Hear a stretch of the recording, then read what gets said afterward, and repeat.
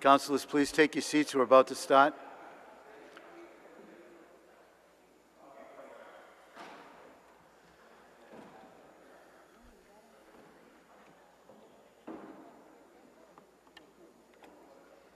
I'd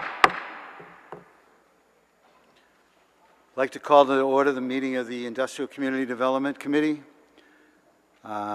Chair is myself. Members are Councilor Daigle, Councilor Manning Martin, Councilor McGinn, and Councilor Welton. All are in attendance along with Councilor Turco, Councilor Rossignol, Councilor Gamache, and Councilor Higgins. We have two presentations tonight. One is the update regarding the outdoor dining policy, and the second is the 40B subsidized housing. Let's take on the first one, outdoor dining policy. Mr. Bellavance, you ready for us? Please.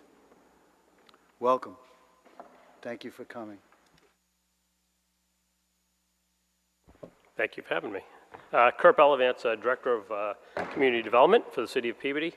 I believe I was before the council at least about a year ago, probably a little bit further than that. As everybody's aware, during COVID, Governor Baker at that time passed an executive order to allow for outdoor dining.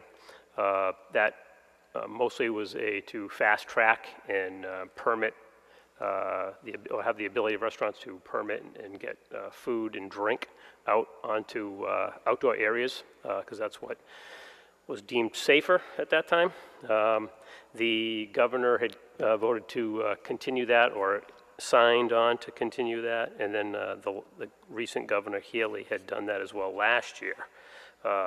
And that is set to expire April 1st of this year, 2024.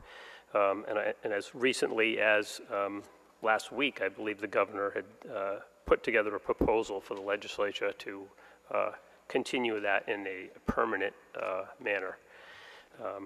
What we did with the City of Peabody, we put together a quick policy and application for any businesses that had a restaurant that served food and alcohol outside. We wanted to get them open and operating as quickly as possible. So we put together a policy. We had several department heads review each application, fire, police, health, our office, building department, just to make sure that what they were proposing was satisfactory, it was safe, it could be done in a manner that wouldn't intrude on neighbors and people using that establishment. So that worked pretty well. In fact, we had about, I believe, 21 businesses at one point that were operating under that temporary permit.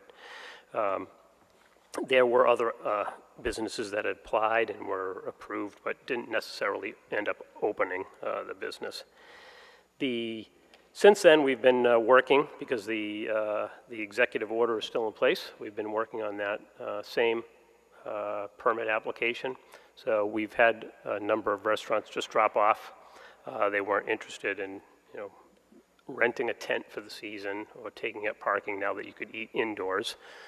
It was a novelty at that time to some of the businesses, so they've since moved on, and they haven't really followed through in getting outdoor dining as much anymore. We've also had other businesses that have continued. They've actually operated with outdoor dining before any of COVID happened. I know, for example, Sylvan Street, they had a patio in the back of their facility or their restaurant. The mall, Cheesecake Factory had outdoor dining. There's other places throughout the town, Breaking Grounds and places like that. You can get ice cream. I mentioned to Councilor Gould, you can sit outside and have an ice cream cone. So there are places in the city that you already can eat outside. I think that the piece to this was the alcohol and serving alcohol and sitting outside with alcohol, which you could already do. It was already allowed by law. The purpose of the COVID Executive Act was to sort of speed this through the process and get businesses open as soon as you could. So what we did was, on our side, we put this policy together, we created an application, and we fast-tracked a lot of the restaurants to get through and monitor them as they got approved and opened up. Every one of those went before the licensing board. That's a state requirement. It has nothing to do with the city of Peabody. They have to go through and get approved at a state level if they're going to serve alcohol outside. They have to they file with the licensing board. They have a public hearing. They have abutters are notified and so forth. So that hasn't changed. That's still in place. Again, like I said, that's a state requirement. So what we did was we created a policy. So we wanted to just make sure that when someone wanted to open up an outdoor business, that they followed certain guidelines. We wanted to make sure their pest management plans included the outside. We wanted to make sure that if they had barriers or they were near vehicular traffic, they were safe, they were protected their patrons from cars traveling in and out of the parking lots. If they used a tent, there were certain requirements that we wanted to make sure the tent was fire retardant. And so things like that we wanted to make sure. Things that we normally would do, but we wanted to solidify that through a policy. And I believe we had created that policy and we were before the city council some time ago with that policy, looking to move forward in regards to adopting that policy and basically allowing businesses that already have the right to have a restaurant and can actually be outside. If they build a permanent structure, it goes before the building department. They review that, make sure the setbacks of like any normal business, make sure setbacks are made and other things like that. Then we have other businesses, and there's 3 districts within the city that allow that by right. It's basically Route 1 and 114. Those are the main areas where you allowed restaurants with alcohol by right. The other ones are, there are 5 other districts within the city. Downtown, we have the BC and GB, and then we have actually industrial that we allow that as well. So there are some that would require a special permit. So this policy wouldn't impact that at all.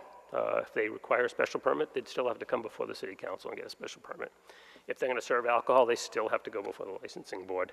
If it's a by right use, they are allowed to come in, get a building permit. We review it as any other project that we would review. They would still have to go to the licensing board if they were changing their premises regards to the alcohol.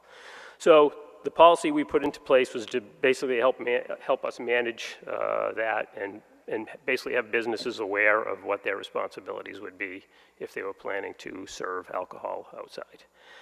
So I'm here tonight, happy to answer any questions. As I said, the governor has put something forward last week to try to make this permanent.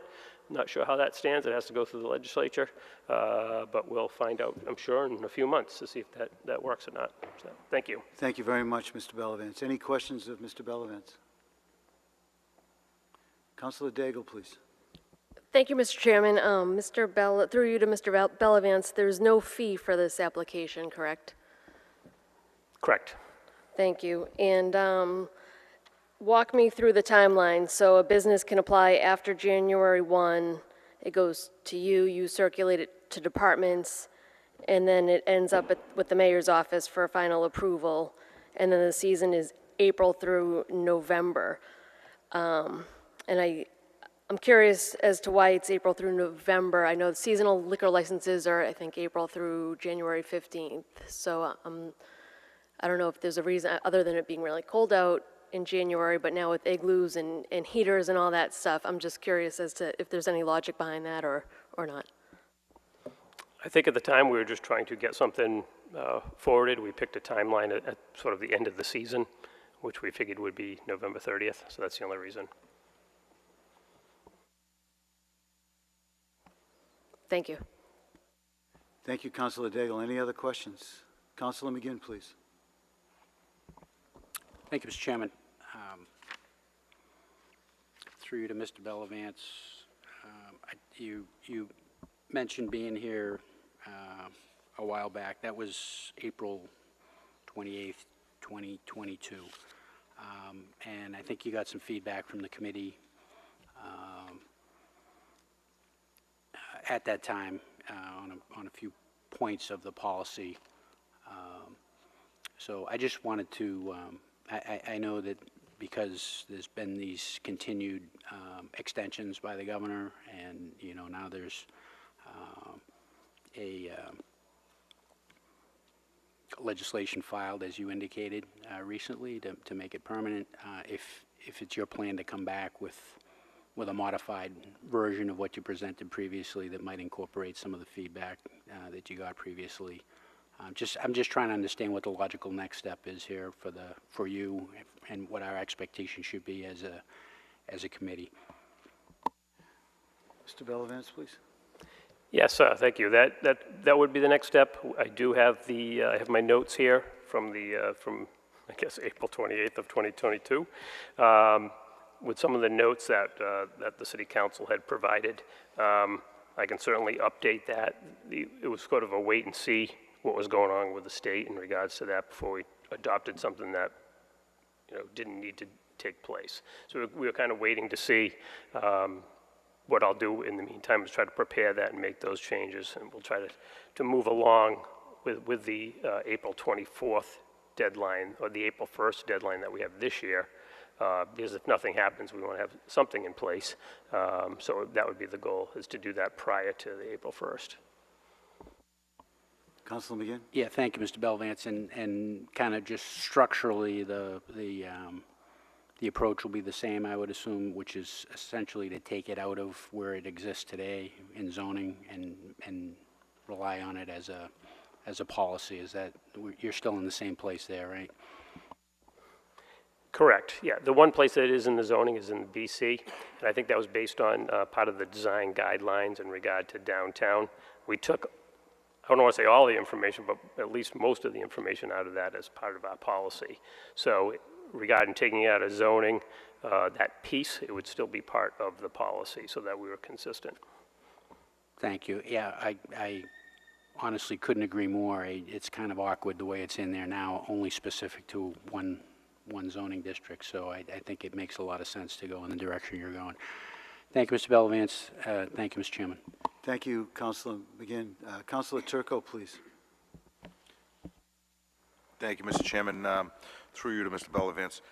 Kurt, was there any discussion, I know I mentioned this when you first brought this up in April of 22, of extending the time period so that business owners didn't have to do this yearly, maybe a 2-year period where they could apply for outdoor dining, or some possibility of applying for an extension for an additional year so that business owners didn't have to take the night off to come in and do this once a year and fill out this application. There's no fee to it, correct? Correct. So how it works today, as I mentioned before, we have allowed uses and special permit uses. So anyone who's allowed to, and I'll use example, the Cheesecake Factory. So they allow, that's part of their permit. They've got a building permit. They have outdoor dining there. They're allowed to serve beer and wine, and what else do they serve? Every year they have to go back to the licensing board, so they have to get approved through that process. But that right now, that's the only process that they would need any approval for. As long as they're operating their business within the confines of our laws, our regulations, then there wouldn't be anything except for going back to the licensing board every year. I'm not sure what their fees are either with the licensing board. Thank you, but those restaurants that apply separately that aren't allowed would have to come back before the council each year with this application for approval? Or is it just to fill out the application and submit to the mayor's office? Right. If it was a special permit, yes, it would come back to the city council. An allowed use would not need to come back. That's how it is today, and whether we had a temporary outdoor dining permit or not. That's what's allowed. We're just trying to, like I said before, we're trying to create a policy so it's consistent across the city, and there's certain requirements that we want to have people do. So if they are going to serve outside, they meet these certain requirements, and they're based on, basically what the licensing board would require as part of that as well. Thank you. Thank you, Councilor Turco. Councilor McGinn, please. Thank you, Mr. Chairman. Through to Councilor Turco. That was one of the points of feedback on the draft from 2022 as to whether it would require any council action at all. I think the way it originally came to us, it wouldn't require any annual council action. Am I correct on that, Mr. Bellavance? I think one of the points of feedback was, is that the right thing to do? Do we actually want that to happen? I think it was Councilor Manning Martin that made the point. There might be some neighbors that want to be heard on this and that type of thing. So this was some of what I believe we asked Mr. Bellavance to consider in the revision.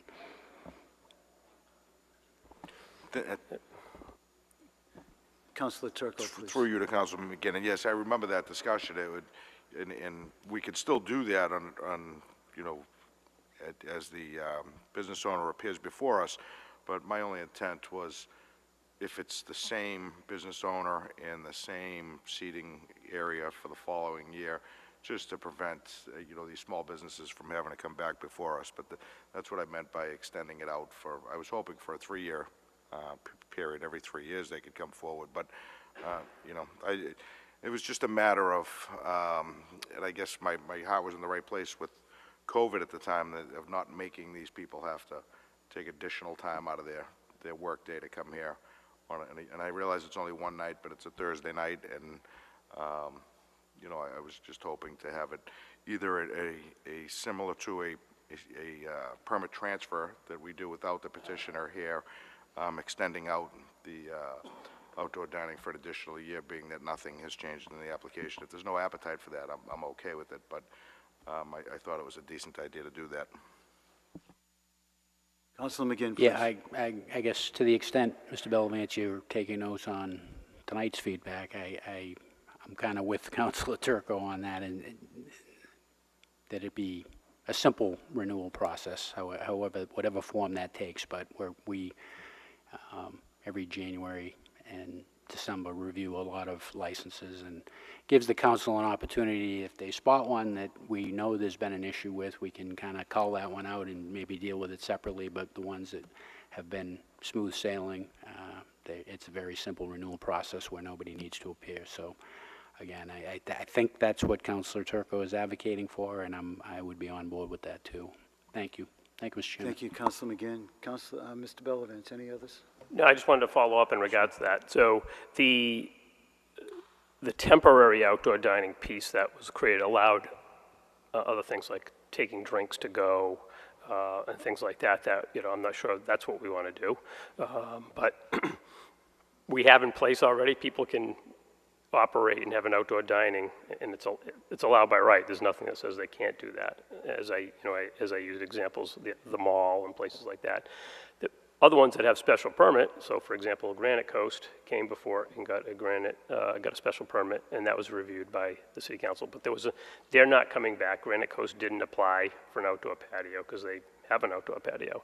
So that's something that they already have permission to do, whether it's allowed or it's by special permit. So they wouldn't, whether we created a policy, it would be asking them to come back when they've never come before.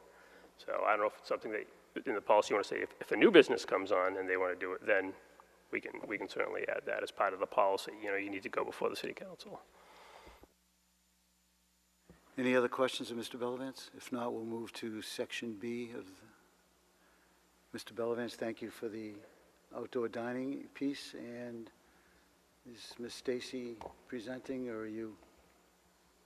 We're both here to Team, answer any okay. questions that the city council has. Please give us an update on the 40B, please.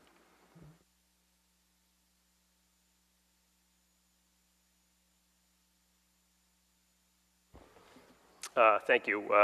Again, Kurt Bellavance, Department Community Development. Along with me this evening is Stacy Burnson, the Assistant Director in Community Development. We're here, I think we were before the City Council a little while ago in regards to the subsidized housing inventory. As most of the councilors know, we have a law in the books in Massachusetts called 40B. It requires that all cities and towns have at least 10% of affordable housing, and that affordable housing is determined by Department of Housing and Community Development, and how you come up with that number. So for short, DHCD keeps a list of units that we have in regards to the city. And then they'll typically, usually on an annual basis, they'll send us a list and they'll see if it's, and we can update it at that point if we have any discrepancies in that. We've been a little bit more active in Peabody in the last few years. So we've had several lists back and forth with DHCD. In fact, we got one, I think, like recently, like either the other day or Tuesday. So we got a new one just issued to us on Tuesday. Because we're constantly sending information. So if the zoning board approves a project, we want to make sure they're aware of that and they get that onto that subsidized list as soon as possible. So we're here to answer any questions. The number always changes because projects are coming on and coming off of the list. It's been pretty consistent in the last few years where we've been adding. I believe that last list that came out shows us at 12%. So I think when I was here, started here a few years ago, we were about 9%. So we've gone up that amount in the last 7 years. So it's here. We're here to answer any questions if you have regarding to that list or other questions in regards to housing. Thank you, Mr. Bellavance. Thank you. Councilor McGinn, please. Thank you, Mr. Chairman. I have a couple comments or questions, but first, a couple administrative things. We have in the main package a communication from the Assistant Community Development Director, Stacy Burnson, item 8B. I'd move to receive that. You heard the motion by Councilor McGinn. All in favor? Any opposed? It's a vote. Councilor McGinn, please. Yeah, thank you, Mr. Chairman. Councilor McGinn, can you get closer to that Yeah, mic, please? yeah. Thank you. Thank you. The recent update to the SHI numbers, the council all got an email from the mayor, but I don't think he copied the clerk on it, so we don't have it. So I guess, I don't know if we want to take that in or not. Do people have it here with them, or do we have copies of it? I guess if we're not going to delve into it in a lot of depth, maybe we should just add it to the next council package. Mr. Chairman, I'll look to you for guidance on Okay, this. the clerk says she has not received it, so there's a disconnect. Why don't we? Yeah, so we'll leave that out for Yes, please. tonight, is that, yeah, okay. Thank you. Thank you. Just a couple of quick questions, and I know there's been some back and forth with respect to group homes, Mr. Bellavance.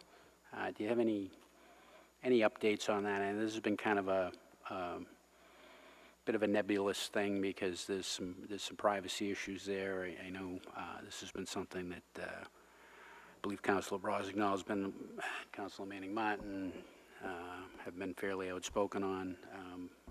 Are we any closer to solidifying those numbers with a high degree of confidence? I've asked Ms. Burnson to join us because she's been working on that in our office, so she'll be able to address that better than I could. That's great. So we'll Thank you. know that Councilor Manning Martin made a motion to have the fire chief update us on any group homes, and I don't think, we're still waiting on that. So, Councilor Manning Martin. Thank you, Mr. Chairman. The fire chief did share with us the limited information that he did have, but from there, we referred the same motion to Sharon Cameron, who may have more information that was collected during COVID. So we're waiting for that, for a response on that. So thank you, Mr. Chairman. Thank you, Councilor Manning Martin. I know the fire chief is working hard on getting that, but Ms. Burnson, if you could shed some light for us, please. Sure. Stacy Burnson, Assistant Director of Community Development. So we actually do have a list that we've been keeping for quite some time with the assessor's office. They have there's a code that they have in there for the group homes. So I did look at the assessor's list and I cross-referenced it with what the fire department, because apparently the way it's been explained to me by the inspector's office is the fire department wouldn't necessarily have these because they're treated as private homes. So I do have the list. My apologies, I didn't realize that was going to be a topic of conversation. I would have made sure you had that information, but I can provide you with the list that we have.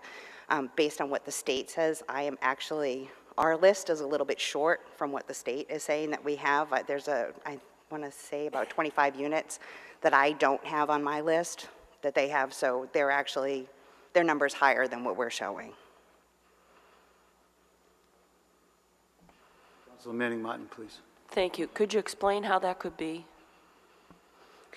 The state, there's some units that are done, I mean, a lot of it's privacy. I don't know whether it's HIPAA, whatever it is, because most of the time we don't necessarily know how many units there may be. And the organizations keep track of that, and the state gets the information, but we don't necessarily have specifics. We wouldn't have addresses per se. So I just know the ones that we have that are assessed as group homes, that's how we find them.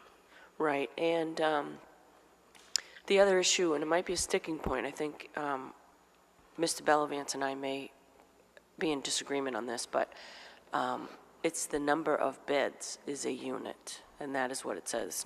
It's not the home.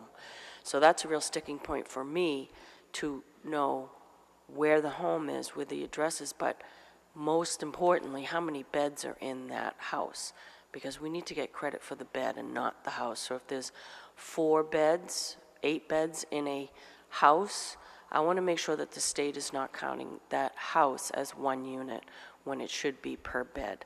That's really my number one issue, to really just shake that number out, because I just want to make sure we're getting the credit that the law allows us to have. So that's where I'm at. I want to know how many beds are in these houses. Okay, so the number is actually not based on the beds, it's based on the bedrooms. So you may have 8 beds, but if you only have 4 bedrooms, there's 4 units. So that's how it, and the list that I did with the fire department, I have put in a category because I had to look up the address to find out exactly how many bedrooms there are. So that's how the units get counted, is by the number of bedrooms. And the law says bedroom, because I saw bed. It's the way it's always been explained to me, that it is based on the bedrooms. That's why we used Right, to. but the way it's explained and the way it is written is different. So what I read was beds. So I want to follow the law and get credit for the beds, for the number of units, instead of it just being explained to us by people who don't share information at the state, counting it the way that they want to count it. I want it counted the way the law requires it to be counted. So that's where I'm at. And I appreciate you're trying to count something from people who aren't sharing information, and I'm in the same boat. We're all in the same boat. So I don't know if I'm ever going to, I'm like a dog on a bone with this, and I'm not sure I'm going to give up, okay? So, That's fine. right, so that's where I'm coming from. I just want to make sure we get credit for, because we would be well over 12%, in my opinion, and we probably would have been well over 10% when we were at 9% if we made sure that we were getting credit for the amount of units that we actually do have. I think we've been underestimated and underestimating for years and have left ourselves in a predicament. So I just want to make sure that we get credit for what we should. So thank you. Thank you, Councilor Manning Martin. If I could just for a second, can you take it on as a task to please define, is it beds or bedrooms, and clarify that? Sure, I will. Please. And the other thing is, are we getting credit at this point at all for any of the group homes? Yes. We are, okay. Right. So the definition will change if it's bed or bedrooms. Okay, thank you. Councilor Welton, please. Thank you, Councilor Gould.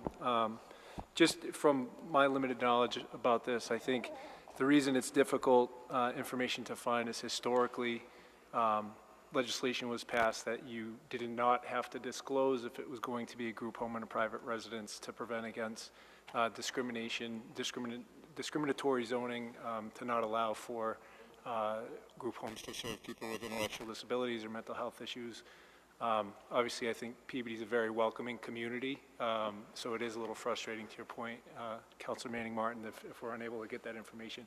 My question to you, Ms. Burnson, is when you get those numbers, are they coded based on which department? So like, for instance, if it's a group home for individuals with disabilities, it would be through Department of Developmental Services. If it's a addiction and recovery sobriety home, it might be through Department of Mental Health. Is it broken out like that for you when you receive those numbers? So on our subsidized housing inventory that we receive from the state, it's broken out as DMR units and DMH units. That's what we get. So, and we do have some other group homes that we do have on the list. Like I said, I worked with Susan Antonelli to kind of, because they are coded as group homes from the assessor's list, so we do have some. Some are nonprofit, some are for-profit. So we do, like I said, I'm more than happy to provide you with the list. I did break it down by the bedroom so you can see, but as far as what they're showing for DMR and DMH, I couldn't tell you exactly what the addresses are for the reasons you've just stated, so. Right. I think, and I appreciate that, and I understand it's frustrating, I think, for everybody involved, because we're all trying to do the right thing and try to find out the right numbers. I think the clarification would be just through DDS and DMH, you know, does the number of units you're providing us, does that count per bedroom, or does that count per house? And I think that might give some clarification to what Councilor Manning Martin was looking for. Sure. I did have a separate question, if you don't mind. On this 8B that we received, is this the comprehensive full list of all affordable housing units in the city? No, Okay. those are all the ones that have not pulled permits yet, or aren't under construction. Because the question was, how long do the comprehensive permits last? So once they actually pull a building permit, that kind of gets moved up on the list because it's underway. It's no longer sort of a pending project, it's an actual project. Got it. If it would be possible, I think it might be helpful for this committee to also have like the full comprehensive list of all of the units in addition to what's pending construction. I think that would give us a good sort of inventory to look at, if you don't Do you mind. want just the comprehensive permits? Or Or do you want the whole shebang? I think we The kind whole of want shebang. everything. Please, the whole If you don't I will mind. get you the list. That'd be helpful, because at least then we have an inventory and know what we're looking at. So the whole shebang and bedrooms. Please. Councilor Welton, all set? I had one last question, and I'm not sure that we know the answer to it yet or not, but, you know, I know that Peabody has been playing a role in helping to resettle some newly arrived immigrants to the community, and I know that it looks like we have about 214 families that are utilizing temporary housing or housing opportunities, mostly on some of the smaller hotels throughout Route 1. Does that factor in at all with any sort of 40B considerations from the state that you're aware of? I mean, that is a number of additional residents that I think would certainly qualify, you know, sort of with the spirit of what 40B is all about. I just don't know if there's any impact that you're aware of at this point. Not that I'm aware of, and the reason why I would think that they wouldn't count is because they're considered temporary. So, because it's temporary housing, it's not, if they were building apartments to house the immigrants that were coming in, it would be one thing, but this is considered transitional housing. It's just sort of the idea is that it would be in and out, but unfortunately, there's not a lot of other housing available. Well, thank you. That's it for me. I appreciate it. Thank you, Councilor Welton. Councilor Gamache, please. Yes, I have a question through you to Ms. Bernson. I know that 40Bs aren't the same as special permits. 40B is a totally different distinction, but under special permit guidelines, you have 2 years to pull a special permit. I mean, to pull a building permit. If you pull a building permit, you also have only 2 years to start that project. So I know for a fact that the 40B on Farm Ave, that building permit was pulled in December of 2021. I'm sorry, of 2020. And there has been no work done. So my question to you is, can you follow up on this issue to see if that is now got to come back to the City Council for a 40B permit because they've exhausted their right to start building after 2 years? I know it was pulled in December of 2020, and here we are in January of 2023, which means that 24, that means that the 2-year building permit application that was approved has not been fulfilled. So do they now have to come before the Board of Appeals to re-up that 40B application? So, according to the comprehensive permit regulations, they have 3 years. It's 3 years for the comprehensive permit. And I know that there were some other issues with that particular property that kind of put the clock on hold. My understanding is that everything has been resolved and it should be underway. Yes. Okay, thank you. You're welcome. Any other questions? Councilor Manning Martin, please. Thank you, Mr. Chairman, and along the same line of questions that Councilor Gamache pointed out, the list that we do have that was 8B that from our regular packet that was accepted, I don't see Farm Ave on here, just as a note. It was a comprehensive permit, but it's not on here. Correct, because they had pulled a permit. Because they pulled a permit, okay. Correct. So, and I just want to make sure that I understand this correctly. So the comprehensive permit list that you gave us, thank you very much, that is exactly what I had requested, so thank you for getting that to us. And it's my understanding then, given the 3 years till they expire, so we have these that expire in 25 and 26, but the reason I had asked for these is my concern is that there are 7 of these that account for 567 affordable units that are counted towards our SHI because the comprehensive permit was approved. So on these dates, these expiration dates that are in 25 and 26, if the contractor does not pull a permit by their expiration date, the comprehensive permit expires. The numbers then fall off our SHI. Is that correct? That is correct. So that's why I wanted to identify and highlight those dates, because just because they don't pull a permit doesn't mean that they're not going to get their comprehensive permit extended by the ZBA. They probably will. However, we still lose those units. So we have to really pay keen attention to that, because they can still maintain their comprehensive permit, but we've lost the 567 SHI, the subsidized housing inventory, and that's a huge number to lose. So we have to keep our eye on that and make sure, again, that we're counting all our other subsidized housing inventory that we should have credit for, again, going back to the units for group homes. So it's something it's a moving target, but we have to get all this information together so that we all understand it and watch that number move together, not leave it all on not industrial and community development. On community development, we shouldn't leave it all on you to keep an eye on these numbers, because once that number drops, we're going to be scrambling, and we're going to get closer and closer back down to 10%. So we have to have a plan moving forward that we keep an eye on those numbers and add to those numbers should they fall off on the dates these comprehensive permits expire. So thank you very much. Any other questions? Councilor McGinn, please. Thank you, Mr. Chairman. On a different but related topic, I don't know if anybody saw, there was an editorial in the Globe end of last year, December 30th, I think. And they were pointing out that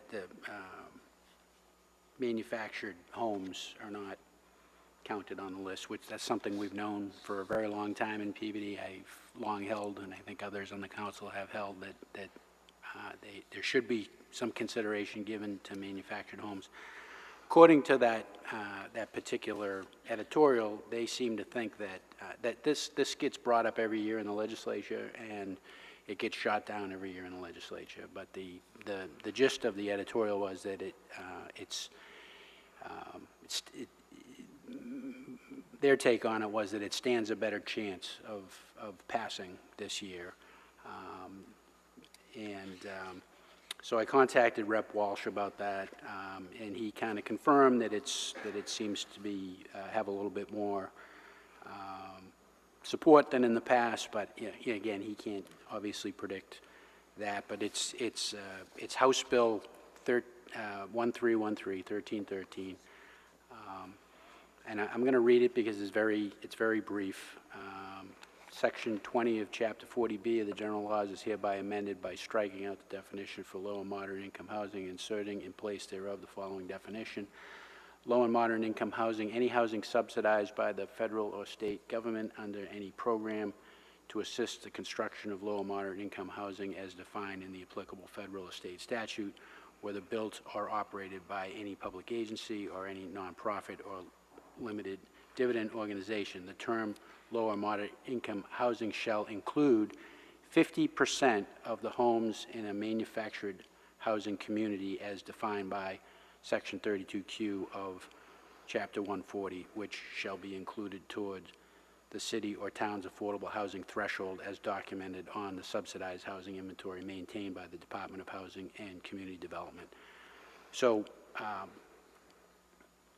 we've heard this from Ms. Burnson a bunch of times about why certain things count and why certain things don't, because they don't have that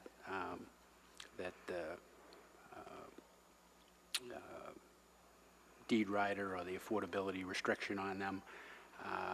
That's what this would do, is at least give a city like Peabody credit for 50% of those, which seems to me to be a very reasonable thing to do. So all that said, I've asked Rep. Walsh if there's anything we can do as a council, perhaps, that if the council is kind of in agreement on this, if there's anything we can do to advocate for this, and I'm waiting to hear back on that. So I'll come back with that once I hear, Mr. Chairman, but I think whether it's this year or some future year, if we can get some support for this, or get other communities maybe on board to work with us to try to get this done, this would help substantially. I see Councilor Gamache nodding north and south over there. He knows more about this than probably anybody else on the council. I think the last estimate I heard in terms of the quantity of manufactured homes in Peabody was in excess of 500. Is that he's? So do you want to comment on that, Councilor Gamache? So it would be even if we got credit for 50% of that, of a large number, it would be a big win. I'd defer to Councilor Gamache to add a little more. Thank you, Councilor McGinn. Councilor Gamache, please. Yes, there are approximately over 900 mobile homes in the city of Peabody. So even if you got half of that, it's 450 units. And I've been, back when this reared its ugly head of affordable housing, I had always said, and I had spoken to community development several times, that these should be included in your low-income count. And the thing that came back to all the time was, well, you have to determine if they are actually low income. And you would have to get, all of the understanding of the tenants that live there as to what classifies as low income. So they would then have to go about and determine what the incomes are per mobile home to justify that will allow them to be low income.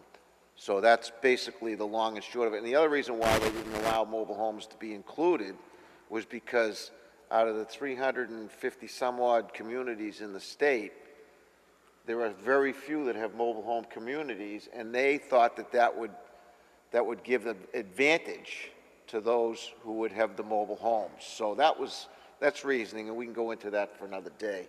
And I hope that answers your question, Councilor. It does, Councilor Gamache, in terms of the quantity, but in terms of the what this law, if it were to pass in this form, all that income eligibility thing would go out the window. We would just be able to count 50% period without going through all those other administrative hoops. So that would be a really big win, I think, for Peabody and for the SHI. Again, I don't want to get too carried away, Mr. Chairman, because this is something that's been before the legislature several years, and it hasn't gone nowhere. But again, if it has, from at least a couple of sources of information, it does seem to have some additional legs in the current session. Thank you. Councilor Gamache, you have the floor. Please. Yes, if I may, I just have one further question. Looking at the 8B from this evening, we have, it says affordability expires, and some of these 40Bs have a 30-year, 40-year, 30-year, 30-year, and some are in perpetuity.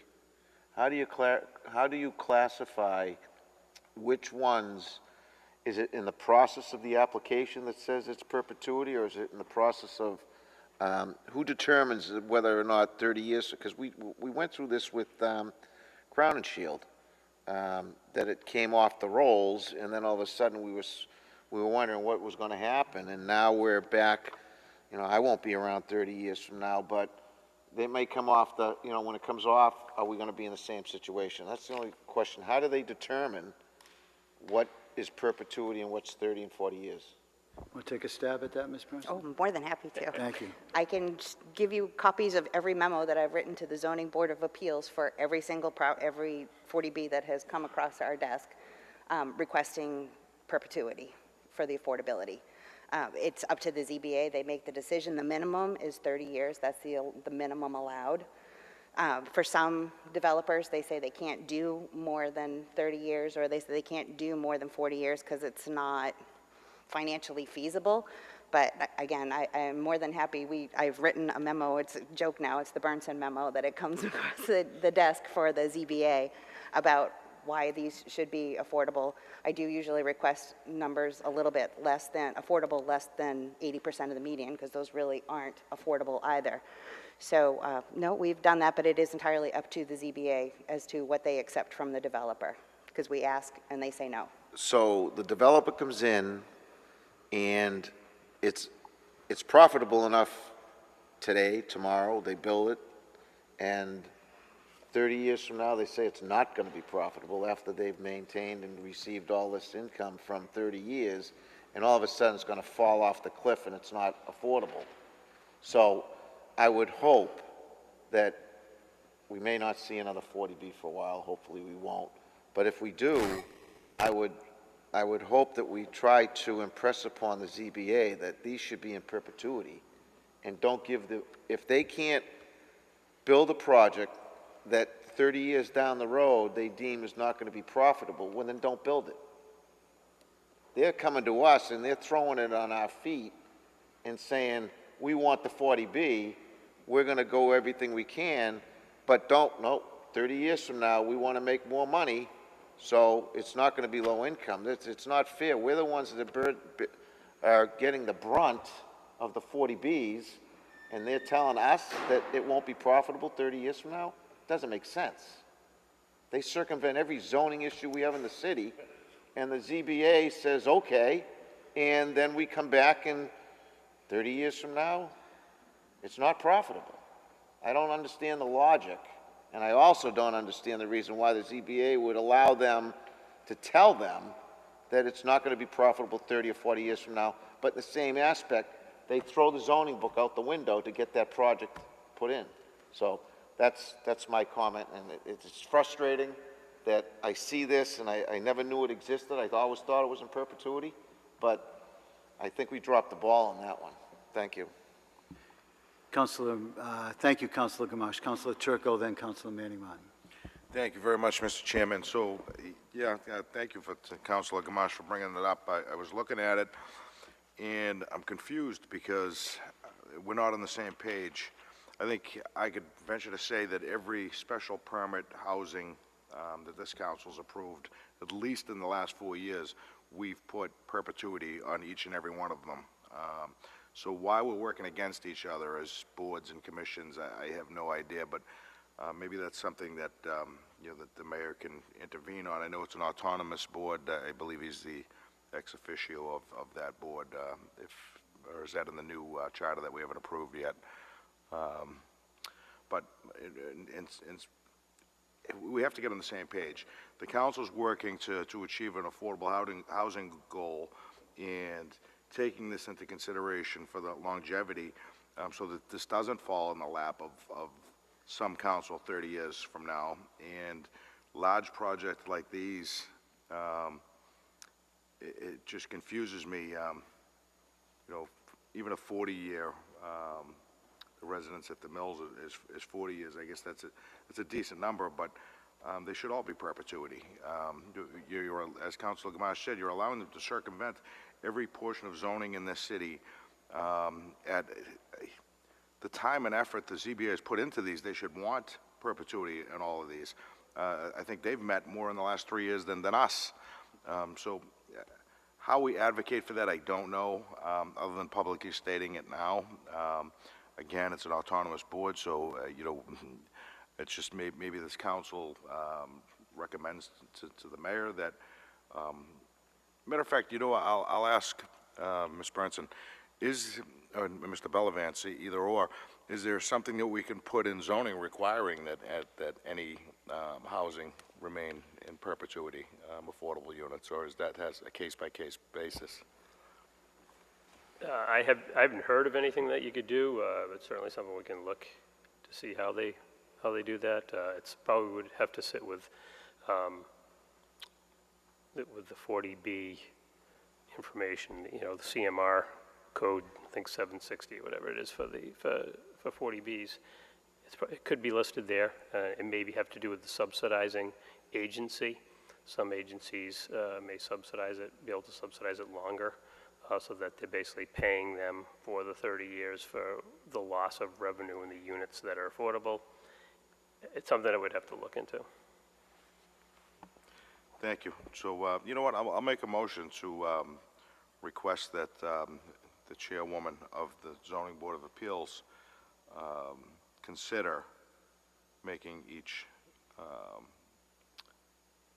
comprehensive permit list as in perpetuity, and she can, I guess, respond back to us as to what her answer to Can that we request. have that come from a member of the committee, please? My That's okay. apologies. Anybody want to go with the motion? Councilor Manning Martin? Yes, thank you, Mr. Chairman. Could you repeat your motion, that you'd like to be made a motion? The motion was to request, because we don't have authority to demand, that the chairwoman of the ZBA or the ZBA consider making all 40B comprehensive permits that come before them list as in perpetuity, and leave that up to them, and I guess to ask for a response back as to what their thought on that is. Sure. I'll be happy to make that motion. I can tell you that I did watch all of the 40B comprehensive permit applications come forward, and I followed them pretty closely. And not all, but one of the 40B attorneys was just adamant that he wasn't going to do it in perpetuity, and was acting as if he was doing us a favor by bringing all this 40B affordable housing in, and basically had a tantrum each time the board, the ZBA, asked about perpetuity, probably because of Ms. Bernson's memos that she sends requesting perpetuity. Had a tantrum, and I watched the ZBA in shock. I was in shock. Watched the ZBA cave to the tantrum. So I don't know if that language of what I appreciate what you're trying to do, but I think it needs to be more forceful. So I think maybe if we make a motion, not asking them to genuflect on what what the council feels, but I think the way you put it, John, Councilor Turco, is we're all working against each other. We're trying to do one thing, and then the autonomous board makes decisions that's contrary to what we're all trying to do here, which I think is the point, is if you'd be amenable to a motion where we make a statement to the ZBA that we expect these things to be in perpetuity moving forward. I don't need I don't really need their feedback, because I've watched their feedback. They caved. So they'll still be in a position where they can cave if they wish to, but they should know what the council thinks. So along those lines, You a wanna more define forceful it? motion I'll be happy to make. Define your language a little better, Councilor Turco? I was trying to play nice in the sandbox, but if we want to make a more forceful motion, I can't. That only gets sand in your eye. So I can't. I'm not a member, Councilor Manning Martin. So I would make it a co-motion with you with any changes you'd like to make to it, and and I agree with you. I'm not trying to put this on you at all. I agree. I would like to demand that they do this, which is we don't have the authority to demand that they do anything, so. Sure, so how about if I make a motion, a co-motion with you, Counselor Turco, that we send a communication to the ZBA, letting them know that we are 100% behind the effort of community development through Ms. Bernson's letter requesting perpetuity, that the council is 100% behind that, and strongly, somebody help me out. We want the ZBA to know that we strongly support that and to follow in suit. How's that sound? I am very content with that, and I still think it's very nice of you. It's a very pleasant, I've Playing heard, in the sandbox. yes, I've heard you be a little bit tougher, so. You heard the I'm motion by happy with the Councilor, motion. Councilor Manning Martin. It's on the, any comments on the motion? Councilor McGinn, please. Thank you, Mr. Chairman, on the motion. I'm just wondering if it might make sense to send something to the city solicitor to figure out if there is a way that we can make this a requirement. If there's a way that, you know, because I think Mr. Bellavance mentioned what was it, Mr. Bellavance, 760 CMR, I mean, that's the statute, and I think he was kind of scratching his head saying, I don't know if we can or cannot, under the statute, require it, but if there's a way to do it, you know, and maybe we could do that. Sure, if I may, would you be willing, after this motion passes unanimously, would you be willing, you're on this board as well, this committee, so would you make a subsequent, because I really don't want to wait around for the city solicitor, so I'd rather have it be a subsequent motion. I have no problem with that. Okay, we have a Councilor motion on Manning. the floor. On the motion, Councilor Gamache, please. If I may, I'm not in the committee, and thank you for allowing me to speak, but the Board of Appeals has the ability, if they don't want perpetuity, then you don't have to give them the permit. I know that you can't stop, well, you can, but you can't stop a 40B.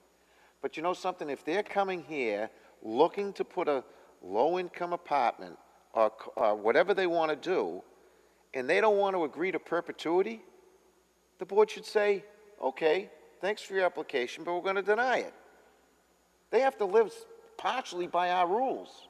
They're coming in there blowing the zoning out of the picture. We can't utilize zoning. We have no setbacks, no nothing.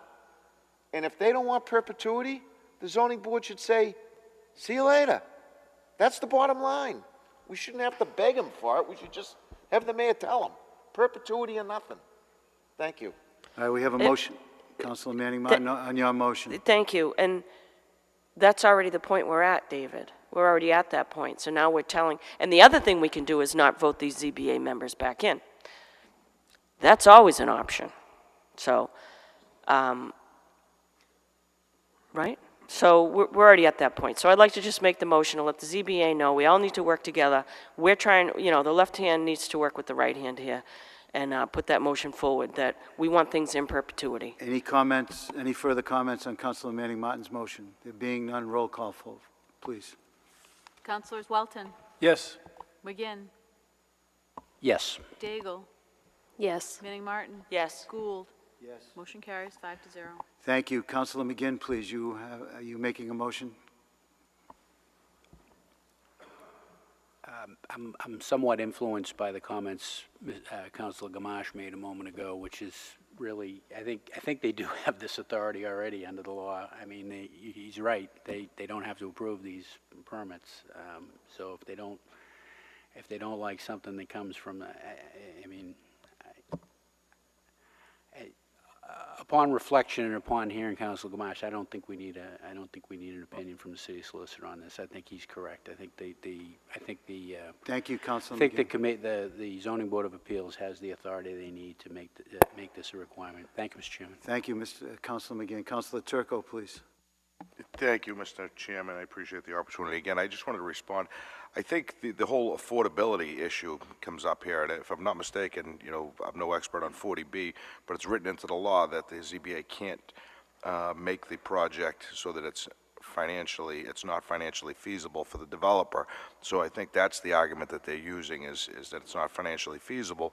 But I guess I'll refer to Ms. Bernson for that. Is that correct that that's in there, that the ZBA can't make it so restrictive that it's not financially feasible for the developer, correct? That is correct. So I think that's the argument they're using when they say we can't do it for more than 30 years, you know, they're using that.